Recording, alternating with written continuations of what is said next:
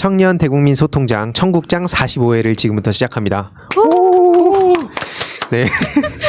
오늘은 또 단독 게스트네요. 어떻게 보면 이제 단독으로 꼭 모셔야 될 분입니다. 예, 지난주부터 이제 그 새로운 또 청년들, 다양한 청년들의 목소리를 담기 위해서 막 정치권뿐만 아니라 정말 다양한 청년들 앞으로 모시기로 했는데 이번에 오신 분 정말 중요한 분이죠.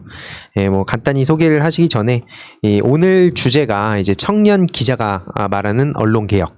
그래서 이게 오늘은 진짜 끝까지 들으셔야 됩니다. 원래도 그렇지만 예, 그래서 아무튼 어떤 분을 모셨는지 직접 한번 자기소개를 들어보도록 하겠습니다. 네, 저 어디 보고 하면 될까요? 그냥 이쪽. 네. 네. 안녕하십니까. 저는 지금 한경닷컴에서 국회에 출입하고 있는 조준혁 기자라고 하고요. 한경닷컴이 이제 한국경제신문, 여러분들이 별로 안 좋아하실 수도 있는데 그 한국경제신문의 온라인 뉴스 플랫폼입니다. 그래서 이제 다음하고 네이버 포탈 쪽 뉴스를 담당하고 커버하는 곳에서 국회를 출입하는 기자 생활을 하고 있습니다. 일단은 여러분들 방송 트시자마자 왜 한경 기자가 저기 앉아있지 그러면서 끄실 수도 있으실 것 같은데 제가 또 요거를 잘 텁니다. 한 10분만 보시면은 그래도 들어줄만 하겠구나 라는 생각이 드실 거니까요. 조금만 좀 기다려 주시면은 감사드리겠습니다. 네. 네. 아니 저도 지금 댓글이 좀 예상이 되긴 하는데 옛날에 그런 말이 있잖아요. 지피지기면 백전불태다.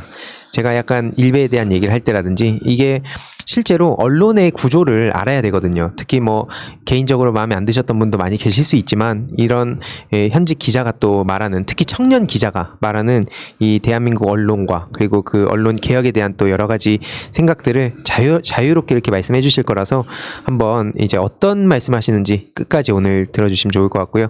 달타령님은 좀 어떻게 지내셨어요? 이제 달타령 아니죠? K보람이죠? 달타령입니다. 네, K보람님 어떻게 지내셨어요? 네. 저 이제 또 언론인 분께서 오늘 나와주셨지만 언론에서 이게 보도를 해주지 않는 많은 이야기들이 또 있잖아요. 그래서 오늘 그거를 알리기 위해서 기자회견을 또 다녀왔습니다. 어떤 기자회견이죠? 짤막하게. 예, 나경원하고 최성해 총장을 이때까지 고발을 당했는데 제대로 된 수사가 이루어지고 있지 않아서 거기에 대한 엄정 수사 촉구를 좀 하고 왔습니다. 기사까지 나왔던데. 아무튼 좀 이따 그것도 한번 들어볼게요.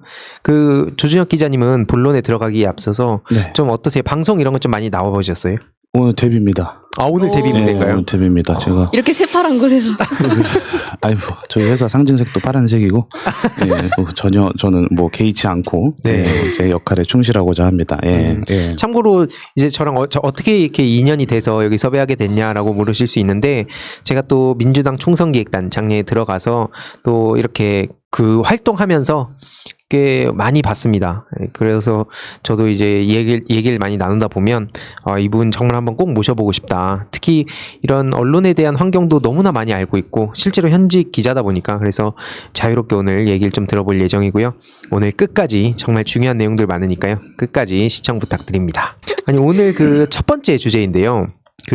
왜 언론은 박덕흠 의원에 대해서 보도를 제대로 하지 않을까? 이게 자연스럽게 언론사의 어떤 구조라든지 이런 얘기를 안 할 수가 없는데 좀 이런 얘기를 현직 기자다 보면 또 인터넷 기사 댓글이라든지 이런 반응도 많이 보시게 되잖아요. 네, 좀 어떻습니까? 일단은 두 가지 측면에서 좀 봐야 될 것 같습니다. 언론사 지배구조 측면이 좀 있을 거고요. 그다음에 포털이 또 지배하고 있는 언론 시스템과 환경이 또 있을 겁니다. 일단 말씀 주신 댓글 같은 경우에는 이제 특히 다음 쪽에는 아무래도 민주개혁 진영에 계시는 분들이 많이 계셔서 그런지 이 뉴스의 형평성을 얘기하시는 분들이 많이 계시죠. 근데 우리가 그걸 좀 봐야 됩니다. 뉴스 같은 경우 특히 제가 또 온라인닷컴 기자다 보니까 온라인 같은 경우에는 우리나라는 네이버가 좀 많이 지배를 하고 있는 상황이죠. 그러면 네이버 뉴스에 우리가 어떻게 배치가 되는지를 먼저 좀 보셔야 될 것 같아요. 그래서 네이버 같은 경우에 지금 뉴스를 보시면 우리가 처음 들어갔을 때 메인이 있고 뉴스 이제 자신이 핸드폰 같은 경우에는 채널 제휴를 한 곳이 뜨고 그 옆에 또 뉴스가 떠서 거기서 또 정치 뉴스를 들어가는 시스템인 건데 일단 여기에 들어가는 뉴스들, 여기에 걸리는 뉴스들이 어떻게 걸리는지부터 보셔야 돼요. 왜? 네이버에 걸리는 뉴스들은 몇 개밖에 없고 그렇다 보면 거기에 이제 기사가 되지 않으면 당연히 포털에 노출이 안 되는 거고 그런 시스템을 일단 1차적으로 보셔야 되는데 일단 네이버가 다음 카카오와 이제 뉴스 제휴평가위원회라는 거를 맺습니다. 그래서 이제 한 30명 정도 이제 공식 국가 기구는 아니에요. 자체적으로 운영을 하는 건데 언론사 유관단체에 계시는 분들이라든가 이용단체 이런 분들 한 15분에서 30분이구나. 30분씩 위원회를 만듭니다. 그래서 여기서 60점을 넘으면 쉽게 검색이 돼요. 네이버 다음에 검색했을 때 예를 들어서 박덕흠 의원 쳤을 때 나오는 뉴스들이 이제 여기서 60점을 넘은 뉴스들이고요.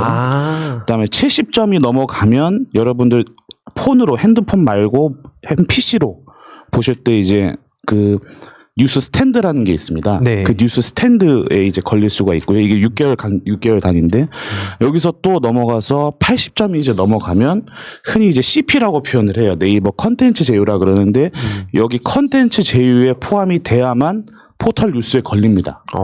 그러면은 결국 여러분들이 궁금해하시는 박덕흠 의원님의 뉴스는 특히 포털 기준으로는 여기에 걸려야만 많이 볼 수가 있는 거예요. 그러면 네.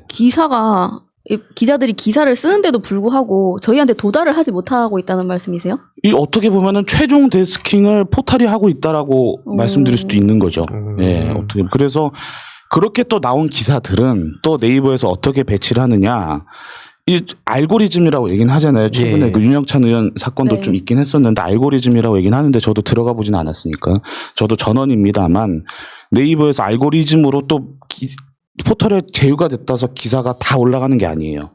정치란을 들어갔을 때 이렇게 쭉쭉쭉 올라오는 기사들도 그 경쟁을 해서 들어가는 거예요. 그럼 거기서 또 박덕흠 의원 기사가 몇 개가 걸리는지는 또 모르겠죠.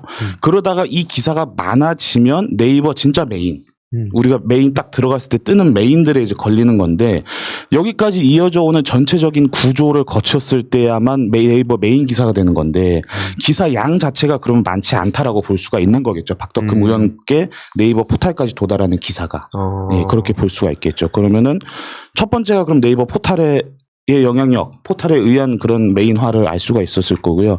두 번째는 아까도 말씀드렸던 것처럼 언론사 지배구조일 텐데 기사양 자체가 적은 것도 맞죠. 왜냐하면 뭐 특히 새날을 많이 보시는 분들 같은 경우에는 추미애 장관 아들 네. 이제 의혹권과 이 박덕흠 의원 건을 많이 이제 구분을 지으실 텐데 기사양 자체가 추미애 의원께 많죠. 그럼 당연히 포털에도 추미애 장관께 많이 올라가겠죠. 확률적으로. 그러면 언론사들은 또 왜 추미애 장관 걸 많이 쓰느냐. 냉정하게 박덕흠 의원이 3선을 하셨지만 몰라요. 유튜브랑 약간 비슷하네요, 이게. 그렇죠. 네. 제가 막 곽상도 씨한테 홍보대사까지 했거든요. 네. 계속 알리려고. 네. 주위에서는 모르니까. 그렇죠. 예를 들어서 나경원 전 의원에 대해서는 다들 아니까 네. 정치를 몰라도 알더라고요. 근데 이게 모르니까 얘기를 해도 관심이 없는 거예요. 그렇죠. 그러니까 이게 계속 영상을 만들어도 이게 계속 죽어버리더라고요. 네. 약간 그게 그 구조가 어느 정도 비슷한 면이 있나 보네요. 네, 물론 단적으로 이렇다라고만 말씀드릴 수 네. 없겠지만 이 과정에서 또 이 클릭수라는 거를 언론들도 인식을 안 할 수가 없거든요. 결국에 그러면은 추미애 장관 기사, 박덕흠 의원 기사가 있을 때 일단 클릭수 자체가 당연히 추미애 장관 쪽으로 몰리다 보면 그쪽에 많이 인력이 투입이 될 수밖에 없는 구조겠죠. 그러니까 포털이 그렇게 최종적인 데스킹을 거치는 과정이 있다 보니까 기사 수도 적어지고 또 추미애 장관 같은 건으로 많이 몰린다 볼 수가 있겠고요. 요건 조금 민감한 부분이긴 한데 언론사들 지배 구조를 또 많이 지적을 하시는 분들이 최근에 계세요. 네. 그래서 어제 같은 경우에도 아마 이동영 작가가 하는 뉴스 정면 승부에서도 그 변상욱 네. 대기자님이 지적을 하셨을 텐데 그 우리나라 언론사들 중에서 건설사들이 지배하고 있는 경우가 되게 많습니다. 여러분들 언론사의 논조를 보시려면 그 지배 구조를 아셔야 돼요. 그러니까 방송은 결국에 전파를 국가에서 쏘는 공공재니까 결국에 어떻게 보면 공적인 역할을 한다면 그 신문이라든가 이런 지면 온라인들은 사적인 기업인 거거든요. 그러면은 그 기업의 지배 구조가 논조에 영향을 미칠 수밖에 없겠죠. 그게 나쁘다 좋다는 둘째 문제예요. 뭐 기업이 갖고 있으면 기업을 대변하는 언론일 수밖에 없는 거라는 거죠. 그런 관점에서 볼 때 건설사가 지배 구조에 영향을 미치는 언론들이 제법 됩니다. 이제 SBS 같은 경우에는 태영건설이 있을 거고요. 그다음에 이제 헤럴드 경제 같은 경우에는 이제 홍정욱 전 의원이 예. 하시다가 중흥건설에 아마 2018년인가 제가 그렇게 기억을 하는데 그때쯤 파신 걸로 기억을 하고 있고, 원래 서울신문 같은 경우에도 포스코에서 갖고 있던 지분을 그 호반건설에서 예. 이제 사가는 경우가 있었습니다. 그래서 이 건설사들이 언론사를 이렇게 지배구조에 영향을 미치다 보니까 자연스럽게 또 아마 박덕흠 의원과 연계가 되신 분들도 많을 것이라고 추측을 해볼 수가 있겠죠. 가정을 해볼 수가 있겠죠. 네, 예. 그런 의혹이 예. 아주 강하게 네. 드네요. 그렇게 이제 볼 수가 있을 거라고 생각을 해요. 마지막으로 네. 그 추미애 장관 건은 말의 논쟁이에요. 그다음에 자료 하나, 페이퍼 네. 하나의 문제인데 박덕흠 의원 건은 공부를 좀 해야 돼요. 제가 볼 때. 네네네. 근데 이게 매일매일 이슈에 대응해야 되는 기자들 입장에서 그게 쉽지 않을 수도 있어요. 물론 매일매일 이슈도 대응 잘 하고 공부도 네. 열심히 해서 그런 양쪽의 기사들을 다 실어주면 좋겠지만 네. 쉬운 기사를 많이 쓸 수밖에 없는 구조가 또 있는 거거든요. 아. 네, 매일매일 이슈에 대응을 하다 보니까. 네. 그래서 그런 것들까지도 복합적으로 좀 네. 문제가 있지 않겠느냐라는 좀 생각이 듭니다. 네네. 근데 확실히 이렇게 좀 듣다 보니까 이게 되게 현실적으로 좀 되게 어려운 부분도 많이 있다는 생각도 들고, 특히 이 뭐 현직 기자로서 또 얘기하기 되게 어려운 부분도 있을 텐데, 어쨌든 이 구조적인 문제에 대해서 이렇게 말씀해 주셨는데, 저도 참 그런 생각이 들어요. 주위의 친구들한테 정치에 관심을 가져야 된다 이런 얘기를 할 때 뭐 물론 가져야 돼라고 하는 건 아니지만 되게 어려운 문제, 특히 뭐 예를 들자면 조국 전 법무장관 때 저도 사모펀드 얘기 나오면 너무 어려운 거예요. 그걸로 경제 공부를 막 시작하고 반박을 또 해야 되니까. 근데 그런 거 하다 보면 현안이 계속 터지니까 따라가기가 어렵고, 그럼 반박을 해야 되는데 어떻게 이걸로 의혹 제기하는 사람은 야 사모펀드 이거 문제 있는 거 아니냐라 그러면 이걸 대응하기에는 엄청난 지식과 노력이 필요한 반면에, 이게 좀 쉬운 내용들은 그냥 뭐 어떻게 보면은 쉽게 읽히니까 그게 또 2차 3차 계속 이 재생산이 되는 것 같고, 아마 그런 부분들이 어느 정도 있지 않나. 근데 저는 특히 작년에 그 조국 전 법무부 장관 기사를 보면서 진짜 어마어마하다는 생각이 들었거든요. 이게 뭐 지금 재판 과정이기도 하고 또 검찰의 좀 무리한 수사와 기소였으면 이제 어느 정도 전 드러났다 생각하는데, 앞으로도 계속 또 재판 과정에서 드러나겠죠. 근데 일단 다른 것보다도 그 뭐 TV조선에서 그 따님 혼자 사는 따님 가서 막 초인종 누르고 뭐 이런 네. 것들은, 이거는 그러니까 기자들 사이에서는 또 어떤 분위기인지 혹시 뭐 간단하게 얘기를 해주실 수 있나요? 뭐 꼭 그 사건이 아니더라도. 과도한 보도 경쟁. 네, 과도한 보도 경쟁. 네. 뭐 조금 있다가 단독 뭐 이런 얘기도 좀 하겠지만, 아무튼 이런 누구는 막 집까지 찾아가 가지고 보도를 하고, 누구는 국민들이 이렇게 분노하고 궁금해하는데도 불구하고 뭔가 침묵하는 것 같은. 근데 기본적으로 언론인 윤리 강령이라는 게 또 있잖아요. 근데 그게 강제력이 없어서 그런지 많은 분들이 그걸 지키지 않는 듯한, 예를 들면 극단적인 선택을 하신 분들에 대해서도 그 지켜야 되는 준칙 같은 게 있는데 그게 제대로 이루어지고 있지 않은 듯한 느낌이 들어서 소비하는 입장에서는 굉장히 너무 이거 자극적인 것만 쫓아서 하시는 것이 아닌가 하는 생각이 좀 들 때가 있거든요. 일단은 뭐 자성의 목소리들은 다 있을 거예요. 분명히 우리도 기자이기 전에 사람이다라는 자성의 목소리는 다 있을 거고요. 일단은 1차적으로 언론사의 기사라는 게 저희가 뭐 블로거나 유튜버가 아니기 때문에 혼자서 뭐든지 할 수 있는 시스템은 절대 아니거든요. 아마 TV조선에서 그렇게 조국 전 장관 따님 집을 찾아간 건이라든지, 다른 예를 들면 뭐 그때 짜장면 예. 배달부 분 앞에서 이렇게 멘트를 따는 장면이라든지, 뭐라도 하나 건져오라고 지시를 한다라거나 구체적으로 이런 거 해와 라는 오더가 아마 있었을 거라고 저는 생각을 해요. 저는 그래도 조금 비교적 저희 데스크라고 하는 분들은 취재 영역에 있어서 자유롭게 많이 제공을 해주시는데, 대다수의 이제 언론에 있는 저도 많은 기자 동료들이 있지 않겠습니까? 예. 그럼 주변의 동료들을 들어보면 좀 굉장히 고압적인 분위기가 많이 있다고들 해요. 저도 되게 언론이라는 곳은 정치적으로 보수성을 떠나서 조직적으로 좀 보수적이다라는 얘기들을 많이 듣고 있고, 그런 관점에서 너 다른 데서 이거 해오는데 너는 지금 뭐 하는 거야? 너 걔네 집 앞이라도 가봐.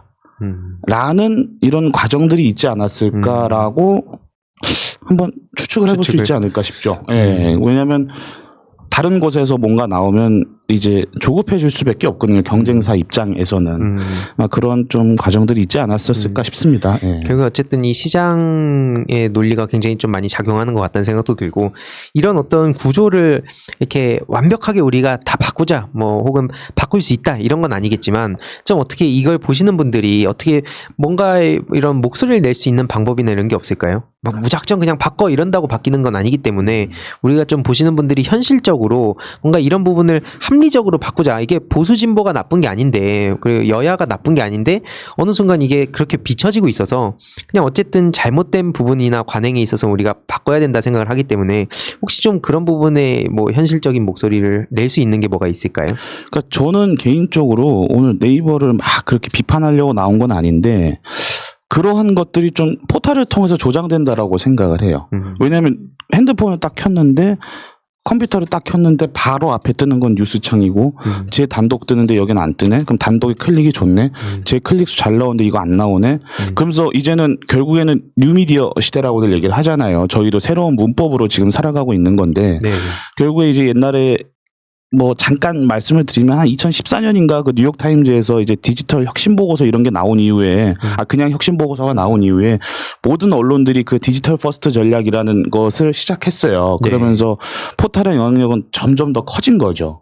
그래서 포탈에 의존을 할 수밖에 없는 구조가 돼 있다 보니 포탈에서 그런 식으로 뉴스가 자꾸 장악을 하는 세상에서 우리가 살고 있다 보니까 언론사들도 그 강박증에 사로잡혀 있지 않은가. 그러면서 방송 같은 경우에도 저는 방송을 안 해봤습니다만 촬영에 음향에 조명에 이런 리포팅까지 해서 또 대본에 편집에 굉장히 오랜 시간이 필요하잖아요. 예. 하루를 온전히 놓고 방송을 하나 만드는 것도 굉장히 힘든데 그분들이 어느 순간 온라인 대응을 해야 돼요. 어느 순간 그분들이 온라인 속보를 쏘고 있고.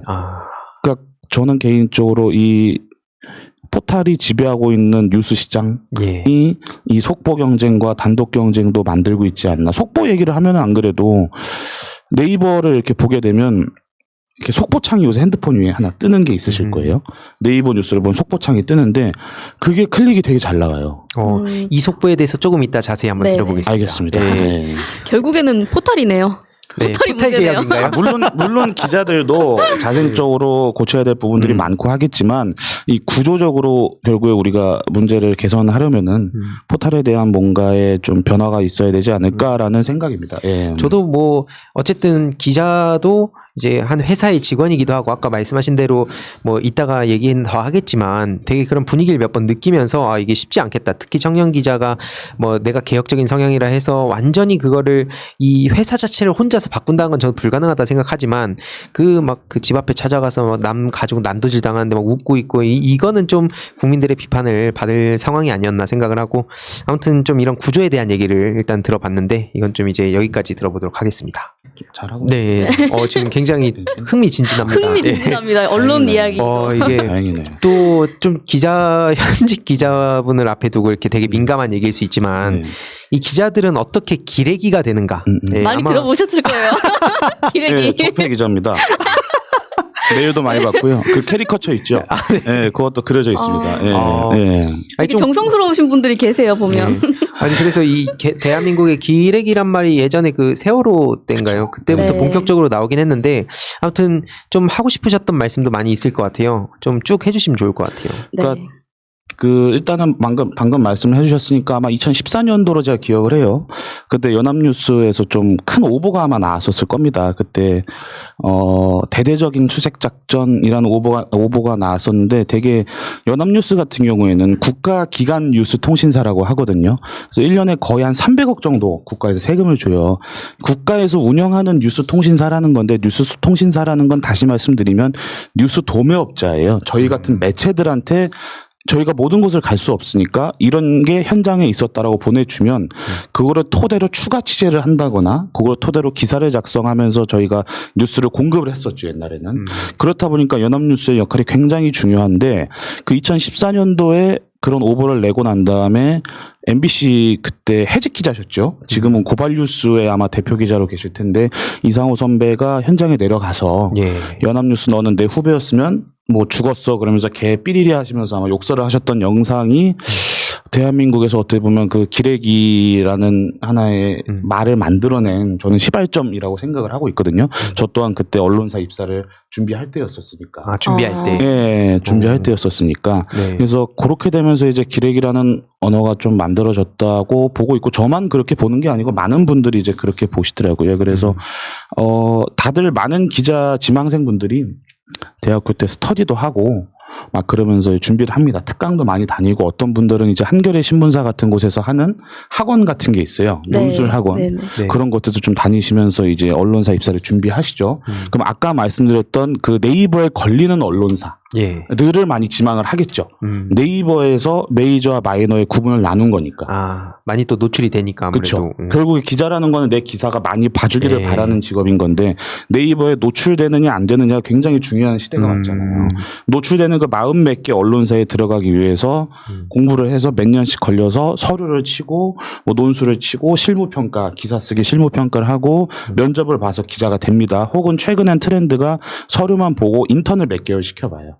네, 인턴을 해서 얘가 맞는지 안 맞는지 그런 식으로 하는 경우도 있고요. 네. 이렇게 돼서 이제 기자가 된 분들이 처음에는 경찰서로 되게 많이 갑니다. 이제 일본어를 써서 죄송한데 이제 아는 분들은 새날은 워낙 독자분들이 식견이 우수하시니까 예. 마왈이라고들 많이 들어보셨을 거예요. 이제 사스 마왈이라 그래서 경찰서를 도는 역할들을 하는데 예. 되게 1년에서 몇 년 정도 투입을 합니다. 되게 이게 뭐 세상 물정 모르는 대학생들이 대학 막 졸업하고 현장에 가서 좀 부딪혀 보라라는 의미가 있어서 그것도 저는 괜찮다고 생각을 해요. 왜냐하면 네. 아무것도 모르는 친구들이 경찰서를 가니까 저도 경찰 기자를 해봤었고 일리가 있는데 네. 이게 너무 도제식이라고 비판을 받는 경우도 있죠. 그래서 네. 없애는 언론사들도 있고요. 그다음에 과거에는 이제 군부 독재 시절 때는 네. 그 언론사의 보도 지침이라는 게 있었잖아요. 보도 지침. 예. 그러니까 정부 기자들이 뭘 할 수가 없었어요. 아. 정부에서 받아 쓰는 것만 할 수 있지. 근데 사건 기사, 사고 기사는 현장을 가면은 보는 대로 쓸 수가 있으니까 예. 그 시대 때는 사건 기자가 기자의 꽃이었단 말이죠. 그러면서 지금까지도 일단은 기자가 되려면 사건을 해봐야 돼. 라는 게 이어져 오면서 조금 그렇게 경찰 기자를 많이 투입이 됩니다. 그러면서 이후에 이제 국회를 요새 많이 가요. 트렌드를 보면. 국회를 많이 가요. 이제 국회는 말의 향연이잖아요. 예.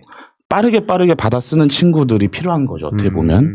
그래서 그런 기자들이 국회로 많이 가면서 이제 속보전에 뛰어들게 되죠. 아, 속도 경쟁이. 네, 속도 경쟁에 뛰어들게 되죠. 그러면서 제가 하는 얘기가 아니고 많은 분들 여의도에 특히 계시는 분들도 요즘 정치 기사를 보면 좀 인사이트 통찰이 많이 부족하다. 분석이 많이 부족하다라고 지적을 하는 분들이 계세요. 네. 그런 분들하고 이야기를 나눠보면 저도 지금 국회에 있지만 네. 속보전 경쟁. 말만 일단 빨리 받아 써서 보고 올리는 역할. 네. 이 일선 말진 기자들의 역할이 돼 있다 보니까 또 그런 기자들도 기사를 써야 되거든요. 네. 그러한 과정에서 조금 여러분들 기대에 못 미치는 정치 기사들도 많이 나오고 있지 않나라고 생각을 하고요. 여기서 좀 저희 문화를 하나 좀 비판하면 여기서부터 약간 좀 안 좋은 문화들이 벌어집니다. 일종의 뭐 표현을 빌리자면 기레기 문화의 하나라고도 볼 수가 있는 건데 네. 꿈이라는 거를 해요. 아. 네. 저는 개인적으로 제가 사석에서 이거 비판을 굉장히 많이 해왔었는데 최근에 이쪽 진보 진영 분들이 많이 보시는 미디어 비평 프로그램이 저널리즘 토크쇼 제이랑 아, 네네. 그다음에 이동영 작가가 하시는 M 하고 네네. 그다음에 김용민 PD가 하시는 그 김용민 브리핑 네. 네네. 그다음에 뭐 이상호 선배가 하는 거 이렇게 4-5개 정도 있는 걸로 아는데 네. 저널리즘 토크쇼 제이랑 김용민 브리핑에서 관훈 라이트 클럽이죠. 거기서 이 꾸미 문화를 지적을 하더라고요. 저만 느끼고 있는 문제가 아니었구나. 그럼 이게 문제가 뭐냐를 이제 말씀을 드려야 되겠죠. 이게 8-9명 정도 정치적으로 좀 성향이 비슷한 분들이라던가 아니면 친목 성향이 있는 분들이라던가 혹은 회사 선배들이 후배가 왔을 때 자기는 떠나가는데 이 친구가 좀 일을 조금이라도 좀 잘하고 네. 편하게 했으면 하는 마음에 꽂아주는 뭐 형식 이렇게 뭐 정형화된 건 없어요. 이런 식으로 꿈이라는 게 이제 형성이 돼요. 일종의 소모임인 거죠. 네. 왜냐 국회 기자가 지금 제가 알기로 한 3,000명 정도 될 겁니다. 3,000 왜냐하면 언론 자유 시대니까 예. 누구나 다 신고하면 언론이 될 수 있고 1인 미디어도 많은 시대니까 네. 그래서 한 3,000명 정도가 되는데 이렇게 3,000명이나 있다 보니까 모든 곳에 취재가 안 되는 거예요. 네. 그러면서 이제 편의상 이렇게 만들어서 네. 시작이 된 거예요. 제가 볼 때는. 아. 그러면서 이제 의원들 만날 때도 한두 명 하고 의원들도 이제 시간이 많이 부족하니까 네. 한 명 기자 상대하는 것보다 8, 9명 만나는 게 또 의원 입장에서는 효율적이거든요. 한 번에. 그렇죠. 예. 이렇게 서로 이제 악어와 악어새 같은 개념으로 만들어진 건데 어느 순간부터 이 꿈이라는 문화가 내가 가지 않은 현장의 워딩이라 그러죠. 정치인이 한 말에 받아 쓴 텍스트. 예. 네. 이거를 공유하고 그 밭이라고 적혀 있는 그건 찌라시. 그건 찌라시. 예, 찌라시를 또 공유하고 내가 하지 않은 취재를 어느 순간 공유받고 또 단순히 이 떠도는 정보를 또 공유받고 물론 찌라시가 하나 취재의 발단은 될 수 있겠죠. 네. 그거를 통해서 추가 취재를 거쳐갖고 기사화를 시킨다면 독자들에게 정보를 제공하는 거니까. 그런데 오롯이 그 꿈이 방에서만 도는 걸로 토대로 기사를 만든다면 그거는 좀 문제가 있을 수 있는 거고요. 또 그 워딩이라는 것도 네. 받아칠 때 결국에 사람이 하는 일이라 예. 문맥이라는 게 있을 수 있거든요. 그렇죠. 근데 같은 워딩을 서로 이렇게 공유해 버리면 같은 회사에 같은 워딩이 보고가 올라가는 거예요. 그럼 언론사 논주들이 어떻게 되겠습니까? 다 똑같아지는구나 그렇게. 그래서 이 꾸미 문화가 문제가 많고 마지막으로는 엉덩이들이 무거워지죠. 국회에서 앉아서 저 정치인 쫓아다니면서 말 딴다고 그게 현장이 아니라고 저는 생각을 하거든요. 예. 그건 당연히 해야 되는 일인데 어느 순간부터 그것조차도 안 하게 되는 분들도 계시고요. 제가 안 했으면 네. 예를 들면 언론사는 아까 말씀드렸던 통신사랑 제휴를 많이 맺습니다. 그럼 통신사 거를 좀 복사해와서 추가 취재해갖고 기사 써도 충분히 되거든요. 네. 근데 굳이 워딩이라는 거를 공유를 해가지고 기사를 시키는 과정들을 거치고 있다. 이게 좀 꾸미 문화의 너무 적나라한 현실을 말씀드렸는데 진짜 적나라하네. 제가 국회에 친구가 많이 없습니다. 네. 아니 이거 왕따 당하실까 봐 걱정되는데요. 선배는 많이 계시는데 예, 친구는 많이 없어서 야. 또 아마 공감하시는 분들이 많이 계실 거라고 저는 생각을 해요. 왜냐하면 기자라는 직업이 하루하루 먹고 살고 기사 쓰는 것도 중요하지만 결국에 사명감과 소명의식 또 저희는 미래를 어떻게 어떠한 미디어 시장에서 살 것인가라는 구조적인 고민도 해야 된다고 봤을 때 그쵸. 저런 이런 사소한 고민들도 지금부터 우리가 해나가야 되지 않을까라고 저는 생각을 해요. 또 제 생각이 아니고 많은 분들이 비판을 하세요. 국회에 있는 구성원들께서 이런 문화에 대해서. 기자분들께서 주변에서 기자라기보다는 이제 뭐 의원이라든가 보좌진이라든가 당직에 계시는 분들이라든가라는 분들이 이 문화에 대해서 비판적으로 많이 보고 계시죠. 그래서 어떤 의원님들은 요새 안 만나시잖아요. 언론 상대도 안 하시고. 네. 저도 뭐 이게 짧지만 총선기획단 들어갔을 때 한 3일 동안 전화가 꺼지지가 않더라고요. 계속 뭐 연락이 오고 특히 그 뭐 뒤를 캐고 있다는 얘기도 그 지인을 통해서 오기도 하고 이게 좀 잔인하다. 심지어 뭐 중요한 어떤 내용에 전화가 와서 제가 모른다라고 하니까 모른다고 답했다라고 그걸 또 보도를 하더라고요. 저는 모른다 하면 그냥 끝난 건 줄 알았는데 그래서 이게 뭐 전화를 안 받거나 아니면 얘기할 때 되게 하나하나 신경 써야 되는구나 이 생각도 들었고 아까 말씀하신 게 저도 기자들 모여있는데 좀 오라는 얘기를 많이 들었었어요. 근데 그게 아마 말씀하신 어떤 꾸미 문화에 이제 저를 불렀던 게 아닌가 생각이 드는데 확실히 그 안에서 이런 풍경들을 보시다 보면 되게 많은 생각이 들 것 같아요. 뭐 특히 잘못된 거에 대해서 이제 좀 비판을 하다 보면 주위에 사람들이 또 떠나가게 될 거고 남들은 다 하고 있는데 내가 혼자 안 하고 있으면 그 환경에 계속 뭐 1년, 2년 있다 보면 이게 내가 맞는 건가 남들이 맞는 건가 이런 헷갈리기도 할 거고 뭐 그런 부분들이 있을 것 같은데 좀 어떠세요? 어쨌든 이런 문제들에 대해서 비판도 해오시고 또 앞으로 이 다른 동료 기자들을 비롯해가지고 이 후배 기자들도 이제 생겼을 텐데 좀 하고 싶은 얘기가 있을 것 같아요. 일단 뭐 다들 어려운 과정 거쳐서 기자가 되셨다고 알고 있거든요. 네. 저도 좀 고생을 많이 했었고, 그러니까 지금 당장은 무언가 해야겠죠. 저도 적폐 기자라는 소리 들을 정도로 여기 계시는 독자분들 기준으로 마음에 안 드는 기사를 많이 쓰고 저도 때로는 받아쓰기 할 때 있고 때로는 급하게 기사를 처리할 때도 있지만 좀 문제의식이라는 거는 누구나 가질 수 있는 거잖아요. 특히 기자라는 직업은 특히. 네. 그러면은 저희가 또 앞으로 기자라는 사람들은 저희가 또 바꿔나가야 되는 세상 혹은 좋은 세상을 유지하려면은 저희 스스로도 고민은 최소한 이걸 논쟁화 시키지 않더라도 고민은 좀 이어갈 수 있다고 보고요. 아마 여기 계신 독자분들은 또 많은 생각이 드실 수 있지 않을까 싶어요. 이런 것들에 대한 뭐 비판 의식 혹은 뭐 견제할 수 있는 도전들 그런 것들을 공유하고 싶은 생각은 많이 있죠.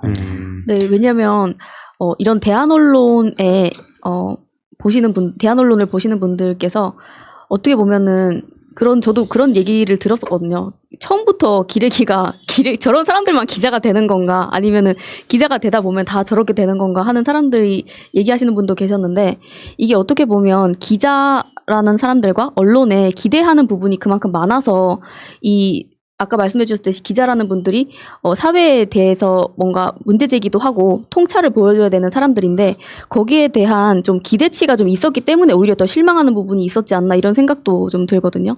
근데 이런 고민을 또 해주시는 분이 계시다고 하니까 좀 밝지 않나 싶기도 하고. 저도 아직은 제가 정답은 아니고, 예, 저도 이제 기자 생활 이제 막 시작한 초년병이니까 제가 정답은 아닐 수도 있다고 생각은 해요. 다만 기자들도 좀 미디어 전반적인 구조와 시장에 대해서 고민을 했으면 하는 마음이 있는 게 사실이죠. 네, 좋습니다. 아무튼 요즘 청년들이나 특히 청소년들은 이런 텍스트를 안 읽는다잖아요. 특히 요즘 청소년들은. 그만큼 이제 미디어를 많이 접하고 있다고 하는데, 그러다 보면은 이 기자들의 환경도 많이 바뀔 수밖에 없지 않을까. 예, 왜냐면 영상을 보여준다는 것, 뭐 그런 거는 이제 아무래도 현장감이 또 다시 살아날 수밖에 없을 것이고, 그렇기 때문에 아마 좀 이 향후를 보다 보면 분명히 좀 많은 변화가 있을 거라 생각합니다. 네, 지금 되게 저도 많이 배우고 또 이런저런 생각을 많이 하게 되는데, 이 얘기를 안 할 수가 없습니다. 또 아까 잠깐 얘기하긴 했지만 속보, 단독, 뭐 이제 의혹은 뭐 그럴 수 있습니다. 의혹은 뭐 문제 제기할 수 있는데, 단독이 막 새벽 3시에 떠요.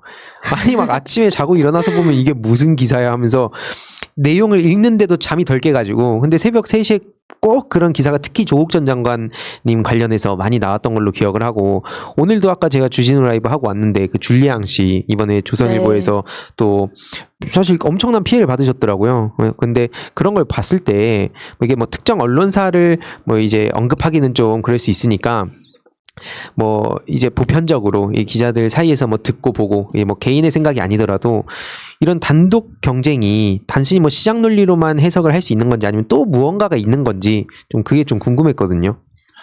그러니까 이게 새벽 3시에 많이 올라오잖아요. 예. 그래서 아마 판 마감을 그때 해서 그럴 거예요. 판마감. 그러니까 그 아침에 나오는 조간 마감을 많이 해서 말씀 주신 곳들 대략 몇 군데 생각이 나는데, 그런 것들 판 마감 좀 많이 더 늦게 해요. 그런 또 큰 언론사들은 인력이 또 많이 있고 그러다 보면 더 늦게 하는데, 이것도 참 기승전 포털이어서 죄송합니다만 옛날에는 판 딱 되면은 그 다음날 아침까지 아무도 모르는 거였잖아요. 예. 가판이라는 시스템이 물론 있어서 뭐 공무원들이 와서 가판 보고, 대관하는 사람들이 가판 보고, 그러면서 그런 기사 갖고 이제 좀 뭐 거래를 한다거나, 뭐 예전에는 그런 게 있었지만 최근에는 가판 문화가 많이 사라지다 보니까 또 네. 언론이 되게 많아졌잖아요. 이제 제가 듣기로만 해도 한 7,000개 가까이 되는 세상이다 보니까 빠르게 일단 내가 단독인 것 같아. 네. 왜냐면 기자들도 단독이라는 욕심 다 있을 수 있다고 봐요. 기자라면. 그게 또 결국에 자기 밥벌이까지 연관이 되는 거고. 그러면 단독인 것 같아라는 생각이 들면 일단 빠르게 치고 싶어지는 거예요. 네. 결국에 사람 심리라는 게. 그런 것들이 좀 연관되어 있지 않나라고 생각을 하고, 물론 이제 그렇게 가르치셨던 선배가 한 분 계세요. 지금은 좀 그만두신 분인데, 이게 세상을 뒤엎을 만한 사건 아니고 단독이 무슨 의미가 있냐라고 말씀을 해주신 분이 계세요. 그 선배는 회사를 떠났는데, 하여튼 고민을 좀 많이 해야 될 시대가 오지 않았나 싶긴 합니다. 왜냐하면 네이버에 단독하고 걸리면 사람들이 일단 앞에 단독이 있으니까 많이 누르게 돼요. 솔직하게. 네. 예, 그런 것. 유튜브도 사실 비슷하긴 합니다. 저도 뭐 단독이라는 게 무조건 틀렸다는 아닌데, 단독이라고 해서 진짜 그 가치가 있으면 어느 언론사든 진짜 조선일보에서 진짜 의미 있는 단독을 하면 전 충분히 납득할 수 있고, 또 가끔씩은 의미 있는 게 있을 수 있다 생각합니다. 모든 언론사가 다 단독이 잘못됐다는 건 아닌데, 하고 내용을 보면은 심지어 무슨 막 앞뒤가 안 맞는 경우도 있고 이상한 내용들도 가끔 보여서, 이렇게 단독을 하는 의도가 뭘까? 그러니까 이제 제가 추측하기로는 제목을 단독해서 보게 하고 조회수도 올라가고, 내용을 보다 보면 어쨌든 이 내용을 안 보는 사람들도 많고, 제목만 보고 어쨌든 뭔가 이 사람 문제 있네, 약간 거의 이제 이미 언론을 통해서 1차적으로 거의 범죄자가 되는 경우도 있는 것 같고, 그러니까 여러 가지 상황들이 얽혀 있는 것 같긴 한데, 예를 들어서 이제 기자님 같은 경우에 팩트체크 몇 개 한 거를 저도 인용해서 영상을 만들기도 했었어요. 실제로 제 댓글에다가 이거 한국경제 기사인데 왜 인용하냐 하는데, 아니 팩트체크를 잘 했으면 이 언론사에서 뭐 이 싸잡아가지고 다 이렇게 비난할 게 아니라, 실제로 제 기억에 남는 게 박원순 시장님 관련돼서 잠깐 얘기를 안 할 수가 없는데, 그때 당시에 분향소 그 하태경 의원하고 또 한 명이 갑자기 생각이 안 나는데 박대출 의원. 박대출 의원이 네. 그때 그들의 주장만 인용해가지고 그 막 엄청 받아쓰기를 하더라고요. 또 대부분의 언론사가. 근데 거기서 중간에 팩트 체크 있는데 보니까 기자님 거였어요. 이 팩트를 알고 보니까 전혀 다른 얘기였고 저도 그래서 복지부에서 막 보니까 전혀 다른 얘기를 이제 대응을 하고 있는데 그런 걸 전혀 신경 안 쓰고 여전히 그 시간에도 계속 그런 얘기를 하더라고요. 그 하태경 의원 측의 입장을. 그래서 그런 걸 보면서 와, 이런 팩트 체크 정말 잘하셨는데 그러면서 그때 좀 어떤 마음이셨어요? 그러니까 이게 좀 이것도 결국에 자꾸 구조적인 얘기를 해서 죄송한데 정치 특히 국회를 출입하는 기자들은 여당 야당이 이제 구분이 돼 있거든요. 저희도 신문은 그렇게 구분이 돼 있습니다. 근데 닷컴은 좀 독특해요. 저희도 일종의 어떻게 보면 출입처 없는 기자라고 많이 이제 실험을 하잖아요. KBS도 아마 저희랑 같은 실험을 하고 있는 걸로 알고 있는데 국회 출입인데 여야가 없습니다. 아. 그러니까 여당만 출입하고 야당만 출입하면 어떤 기자분들은 우리 당이라 그래요. 아, 거기 이제 오. 친해지면은 거기에 대한 비판 기사를 못 쓰는 분들도 많이 뵀어요, 제가. 그럴 수가 있겠네요. 예, 근데 저 같은 경우에는 국회는 출입하지만 여야가 없잖아요. 그렇다고 제가 뭐 하태경 의원실이나 박대출 의원실하고 척질 필요도 없지만 어떤 분들은 또 친해요. 어떤 분들은 네. 친한데 그래도 좀 부담 없이 쓸 수가 있다라는 거죠. 이거에 대해서는 제가 취재한 거에 따르면 이렇더라 그러면서 그래서 네. 되게 의원실발로 단독이 많이 나와요. 특히 예. 국회 기사는 의원실의 기사를 보시면 뭐뭐에 따르면 이런 것들이 있는데 예. 의원실발로 단독 기사가 제법 많이 나옵니다. 의원실에서 대신 자료를 받아줄 수 있으니까. 그러니까 기자가 요청해서 받아주는 경우도 있고 의원실이 간혹 이렇게 뭐 친분이 있는 기자분들한테 흘려주는 경우가 있겠죠. 혹은 영향력 매체가 있는 기자들한테. 그러면은 이거를 좀 검증하는 과정이 부족한 부분들도 많이 있다고 저는 봐요.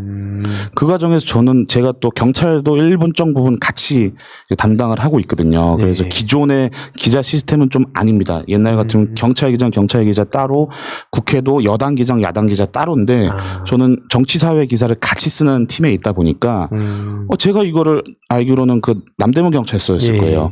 아직 그게 수사가 안 된 걸로 알고 있는데 이거를 이렇게 한 거는 좀 사실관계가 맞지 않구나 그러면서 바로 남대문 경찰서에 전화를 해서 확인을 해봤죠. 그러니까 이렇게 전화를 한번 하거나 직접 가보는 과정이 좀 필요할 것 같은데 여당 출입하거나 야당 출입하면 그 당이 일단 써주면은 받아 쓰는 구조예요. 지금. 그대로 그냥 따옴표 따서 이게 하게 되는. 예. 그게 지금 대한민국 정치 기사들을 많이 불만 가지시는 많은 분들의 비판 받을 만한 요소이지 않을 거라고 저는 진단하고 근데 있습니다. 저는 개인적으로. 한 가지 의문이 그러면 그 야당 출입 기자 같은 경우에는 예를 들어서 뭐 하태경, 박대출 의원들에 대해서 좀 비판 기사를 못 쓰기 때문에 그거를 그대로 받아 썼다고 하면 여당 출입 기자도 있을 거 아니에요. 그분들은 이렇게 팩트 체크를 좀 하실 수 있지 않았나요? 관심이 없죠. 일단 바쁘세요. 여당 거 챙기기에도 바빠 할 게 많긴 해요. 기자들도 우리가 국회의원들 욕하잖아요. 근데 바쁘잖아요. 네, 직접 엄청 보시니까. 바쁘죠. 기자들도 욕 많이 먹지만 나름 바빠요. 그들도. 왜냐면 챙겨야 될 게 많긴 해요. 네. 그래서 여당 문제만 챙기기에도 버거운 게 사실이에요. 그러니까 저도 솔직히 여야를 자료를 다 보고 있다 보면 놓치는 거 많거든요. 저도 특히 이쪽 진영에 계시는 분들이 보기에는 불만족스러운 기사를 쓸 때도 많이 있고. 근데 여력이 될 때는 검증이라는 과정을 거치려고 하죠. 네. 근데 진짜로 좀 빛이 났어요, 그때. 그러니까 뭐 다른 기자들은 모르겠지만 그 팩트 체크한 거 보면서 그때 분향소가 위법이다 이걸로 이미 그냥 팩트가 돼서 나오니까 저도 거기에 따라가게 되는 거예요. 왜냐면 다 기사가 그렇게 하니까 누군가 확인했겠지 이게. 그리고 의원이 얘기했다니까 하는데 거기서 한번 또 진짜 벗어나게 됐고 그러니까 계속 그게 반복되는 것 같아요. 아마 이걸 보시는 분들도 설마 하는 마음들이 이제 생겨나는 것 같은데 이번에도 또 팩트 체크 한번 하신 걸로 알고 있거든요. 최근에. 그 장병 적금 관련해 가지고 네. 제가 체크를 했었는데 네.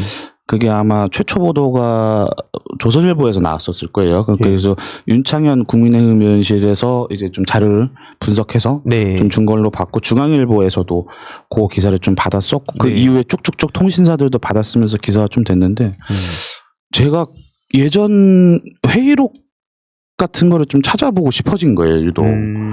그래서 회의록을 한번 찾아보자. 야. 근데 저만 그런 생각을 한 게 아니더라고요. 이미 제가 내기 전에 그 전날 YTN에서 했어요. 아. 그 뉴스가 있는 저녁에서 그거에 대한 약간 팩트 체크를 하셨는데 저는 그 회의록을 찾아보다 그걸 봤거든요. 아. 그럼 나는 좀 회의록을 아예 좀 인용을 하자. 네. 그래서 저희는 또 신문과 좀 다른 시스템이라 제 기사들을 보시면은 좀 이쁘게 꾸밀 수가 있거든요. 네. 그래서 좀 이렇게 회의록도 좀 넣으면서 윤창현 의원은 이렇게 주장을 했는데 이건 이렇더라라고 좀 제가 뭐 윤창현 의원한테 악감정이 있는 건 네. 아니고 예, 기사를 팩트를 알려야 그럼요. 되니까. 예, 기사를 보니 이런 게 있더라고 기사를 좀 썼었죠. 그랬더니 우연히 그날 오후에 이제 청와대에서도 그 기사에 대해서 좀 반박을 하셨더라고요. 근데 제 기사가 청와대 주장대로라면 제 기사가 맞았던 거거든요.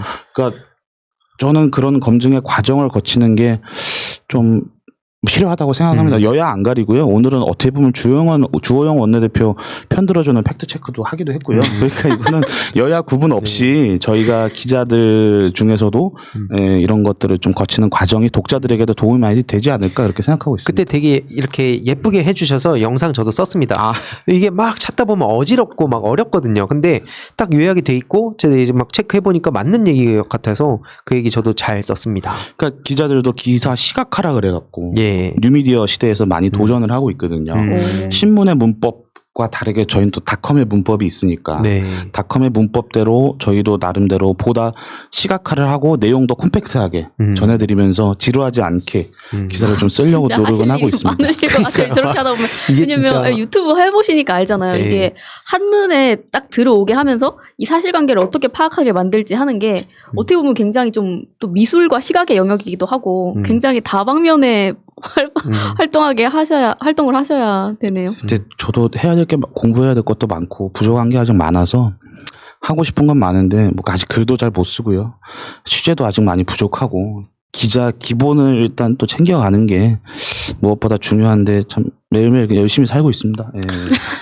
아무튼 앞으로도 이런 멋진 팩트 체크 부탁드리고 하나 또 궁금했던 게 그 아까 보도 지침 얘기가 나와가지고 지금 제가 보기에는 언론의 자유지수가 거의 최대한 그래도 보장을 하고 있고 근데 이제 언론은 신뢰도 지수는 계속 꼴찌에 있다고 하는데 이게 왜 독재 얘기가 나오는지가 너무 궁금했어요. 이제 기자님 개인의 생각이 아니라도 주위에 이제 기자분들 많이 알다 보면 그런 얘기 하신 분들이 분명 계실 거라 생각하는데 뭐 왜 그런 얘기가 나오는가요? 그게 너무 궁금했었어요, 저는. 독재. 예, 뭐 언론 탄압이다. 뭐 정부가 독재로 가고 있다. 그러니까 뭐 기자님의 개인 생각이 아니더라도 주위에서 그런 얘기를 하시는 분들이 혹시 안 계시던가요? 계세요. 이게 너무 궁금해가지고 네, 야당 생각이. 특히 야당 쪽 출입하는 분들 중에서 네. 좀 계시긴 하는데 뭐 기자가 정치적인 식견을 갖는 건 전 나쁘다고 생각하지는 않아요. 네. 네. 제 얘기가 아니고 아까도 잠깐 언급됐던 그 변상욱 전 대기자님 예. 같은 경우에도 양심에 기반한 편향을 중요시하세요. CNN이 늘 트럼프랑 싸우지만 폭스는 트럼프랑 편하게 지내는 것도 좀 양심에 기반한 편향이라고 좀 설명을 해주시는데 좀 어느 순간부터 정치 기자들도 그 양심에 과연 기반을 하고 있는지 좀 고민을 좀 해봐야 될 것 같아요. 그러니까 자기가 좋아하는 진영, 옳다고 믿는 진영을 편들 수는 있지만 이게 과연 양심에 기반한 것인가라는 고민은 좀 누구나 다 좀 한다면 뭐 독재라는 표현 뭐 옳다 그러다라고 말할 수는 없겠지만 모든 부분에 있어서 보다 좀 젠틀한 얘기들이 나오지 않을까라고 생각이 듭니다. 예. 제가 예전에 중국어를 배운 적이 있었는데 거기 이제 같이 다 배우시는 어떤 아저씨가 한 분 계셨어요. 그분이 표현을 막 배우잖아요. 중국어 표현을.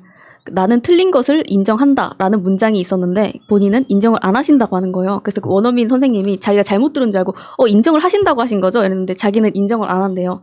왜냐면은 내가 틀릴 리가 없다 이렇게 얘기하신 거예요. 근데 그분이 동아일보를 퇴직을 하셔가지고 고문으로 계신 분이셨어요. 그래서 언론에 저런 분들이 계시기 때문에 그 모양인가 싶은 생각이 사실 들었었거든요. 그래서 근데 그런 분들도 계시고 또 이렇게 팩트 체크를 또 확실하게 하시는 분들도 계시고 하니까 또 그래도 돌아가지 않나 싶습니다. 하긴 뭐 이걸 다 막을 수는 없겠죠. 이제 다 뭐 여야를 떠나서 모두가 이제 양심에 기반하는 그런 보도를 한다면 정말 이상적인 사회가 되겠지만 뭐 현실적으로 아마 그게 안 될 텐데 이게 말씀하신 대로 다 섞여 있어서 네. 어쨌든 그게 선한 쪽으로 갔으면 좋겠다라는 차원에서 저도 애정 어린 비판을 하는 겁니다. 물론 이제 막 애정 없어요 이런 분도 계시겠지만 어쨌든 저는 현실적으로 우리가 이 언론을 바꾸고 우리가 생각하는 대로 그런 사회를 만들려면 어쨌든 이 내부 구조도 많이 알아야 된다 생각해서 오늘 또 이렇게 바쁘신데 직접 모시게 된 겁니다. 그래서 일단 지금 뭐 언론의 구조와 뭐 아까 기레기에 대한 내용과 뭐 이런 뭐 보도 지침 관련된 거 팩트 체크 단독 이런 얘기를 쭉 들어봤는데요. 일단 이런 중요한 내용들은 여기까지 하도록 하겠습니다. 네, 오늘 시간 가는 줄 몰랐어요, 진짜. 아마 이거 지금까지 들으신 분들은 아마 비슷한 심정이었을 것 같습니다. 아니요, 또 막 궁금한 게 댓글로도 이게 생방송이었으면 더 많은 그러게요. 질문들을 바로 이렇게 받을 수 있었을 텐데 생방을 하나 만들어 주시면 다음에 한번 진짜 네. 생방으로 제가 고정적으로 오, 진짜요? 새날에서 미디어 관련 뭐 하시면 야망이 큰 사람이었어요.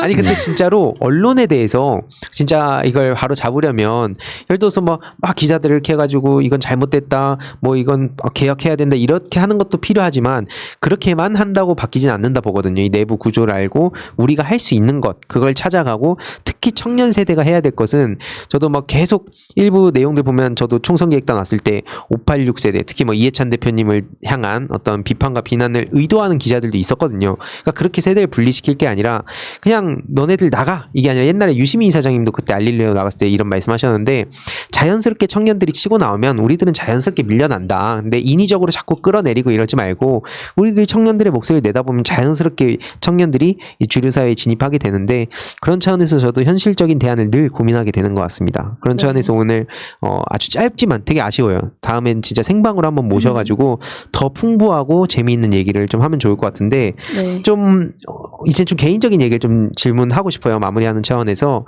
나중에 어떤 언론인? 그러니까 처음에 언론인을 어쩌다가 기자를 꿈꾸게 되신 거예요? 아무래도 사회 현상에 대해서 관심이 많이 있었겠죠. 그러다가 뭐 여기서 너무 개인적인 얘기까지는 할 수는 없겠습니다만 좀 20대 때부터 내 이름 석자 걸고 좀 성과를 볼 수 있는 일이면서도 사회적으로 뭔가 좀 도움이 되는 일이 뭐가 있을까라는 걸 고민을 했죠. 그러다가 이제 기자라는 직업을 택하게 됐고 저도 아직 배울 게 많고 기사도 제대로 못 써요. 선배들 기준에서 보면 워낙 또 기라성 같은 선배들이 많이 계신 곳이고 그래서 아직은 많이 배워야겠습니다만 저는 일단은 평생 기자를 하고 싶어요. 지금 마음가짐으로는. 어떤 분들은 막 벌써부터 정치하겠다고 막 벌써부터 대관 업무 하고 싶다고 막 홍보팀 가고 싶다고 그러는 분들 계세요. 근데 저는 아직은 나이도 어리고 저연차이기도 하지만 좀 계속 기자라는 일을 하고 싶거든요. 네. 그래서 어떤 기자가 될지는 모르겠습니다만 일단은 좀 그런 사명감을 갖고 있는 기자, 네, 그런 소명의식을 갖고 있는 기자다. 또 그런 기자를 꿈꾸고 있다라고 말씀드릴 수 있겠네요. 그럼 좀 존경하는 분 있으세요? 저 아까도 자꾸 뭐 언급을 했지만 일단 저희 회사 선배는 다 존경하고요. 사회생활 하러 아니요, 오셨네요. 아니요. 일단은 저희 한경 선배들은 일단 기본적으로 다 존경합니다. 네네.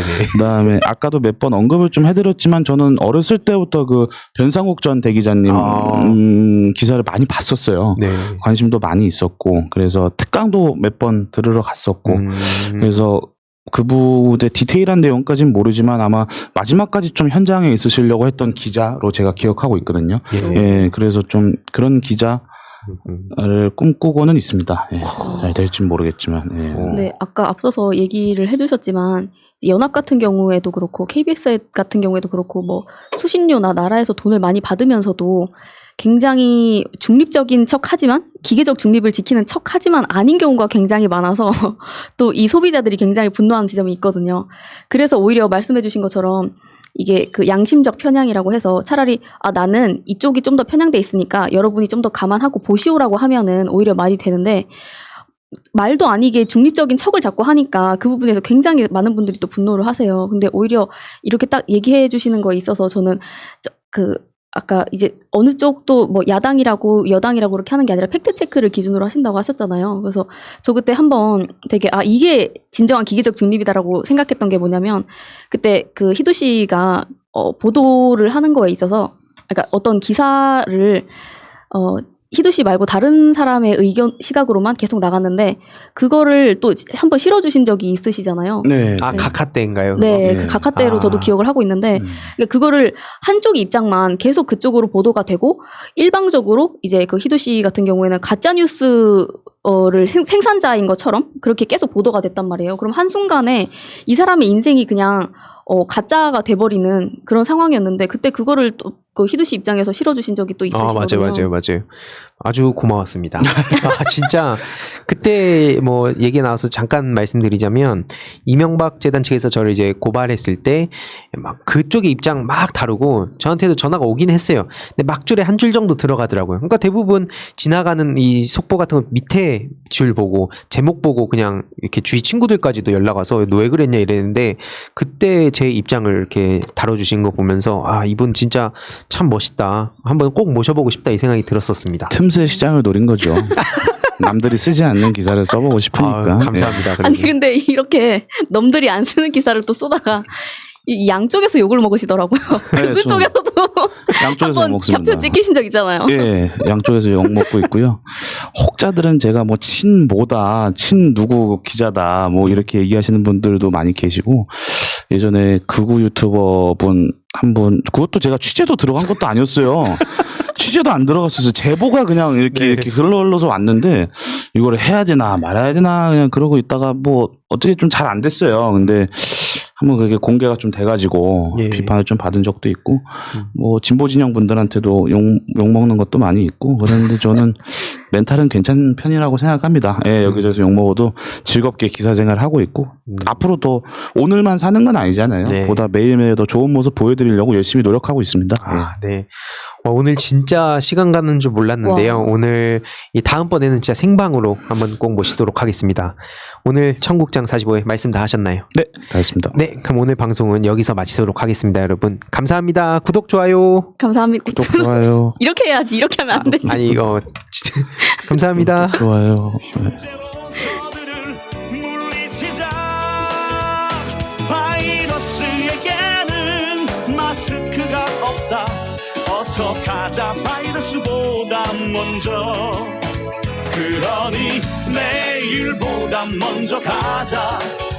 우리들의 희망을 형제이게 하자. 설령 그것이 내일이라 해도 현재로 저들을 물리치자. 바이러스에게는 마스크가 없다. 어서 가자 바이러스보다 먼저. 바이러스에게는 마스크가 없다. 어서 가자 바이러스보다 먼저.